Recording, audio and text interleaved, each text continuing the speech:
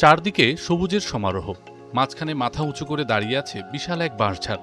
আর সেই বাঁশঝাড় জুড়েই বাসা বেঁধেছে বক, পাটগৌড়ি, রাতচোরা, ঘুঘু, শ্যামা, দোয়েল সহ নানা প্রজাতির পাখি। স্থানীয়দের দাবি, প্রায় 2 শতাব্দীরও বেশি সময় ধরে নিরাপদ আশ্রয়ের খোঁজে এসব পাখি এখানে বসবাস করে আসছে।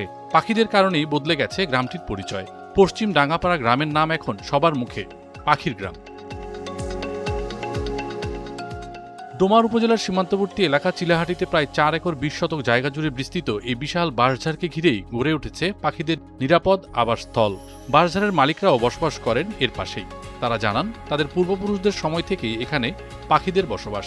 ভবিষ্যতেও যেন পাখিগুলো নিরাপদে থাকতে পারে, সেজন্য প্রশাসনের সহযোগিতা চান তারা। প্রতি সপ্তাহে সর্বোচ্চবার বিকাশ পেমেন্টে 50 জন হবেন পেমেন্ট চ্যাম্পিয়ন। জিতে নিন টিভি সহ আকর্ষণীয় সব প্রাইজ। 200 বছর থেকে এখানে পাখি লালন পালন করে আসতেছি। আমার বাবার দাদর থেকে এ যাবত 4 সিঁড়ি চলতেছে পাখি। এই পাখি আমাদের লালন পালন করে আসতেছি। তো ভবিষ্যতে পাখিগুলোকে আর টেকে রাখা সম্ভব হচ্ছে না, নইলে দিন দিন পাখি বিলীন হচ্ছে। প্রায় 200 বছর, দাদার বাবার তার বাবার আমল থেকে 200 বছর 4 সিঁড়ি চলে গেছে। সরকারের কাছে আমাদের আবেদন, সরকার এটা দেখে গেছে, এটা বাউন্ডারি করার কথা। আর এদের শুধু বংশ পাখি আসে এখানে, প্রতি বছরে আসে, শুধু বংশ বিস্তার করার জন্যই আসে, আর অন্য কোনো কারণ নয়। সে জোড়ায় জোড়ায় পাখি আসে, আবার দল নিয়ে চলে যায়, বাচ্চা একে দেখে উড়ানকুল শিখে বাচ্চাগুলো নিয়ে চলে যায়। এভাবে প্রতি বছরে আসে। 16 সালে এখানে সরকার উপজেলা টিউন অফিস থেকে একটা বরাদ্দ দিয়েছিল, একটা পুকুর খনন করিয়া সে মাটি শেষ লেভেল করে দেওয়া হয়েছিল। তারপর থেকে আর কিছু সরকারি সাহায্য সহযোগিতা পাইনি। রাতভর বাঁশঝাড়ায় অবস্থান করে পাখিরা। ভোর হতেই কিচিরমিচির শব্দে মুখর করে তারা উড়ে যায় খাবারের সন্ধানে। প্রতিদিন সকালে পাখিদের কলতানে ঘুম ভাঙে গ্রামের মানুষের।